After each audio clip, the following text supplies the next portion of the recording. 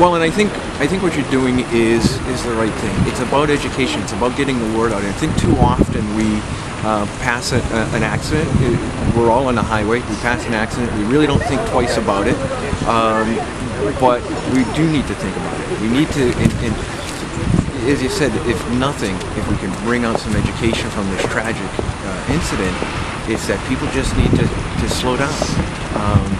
It takes only an instant to change a life, including the life of the driver who was involved in this accident. So it's about that education and about getting the word out. And I want to thank you for doing that.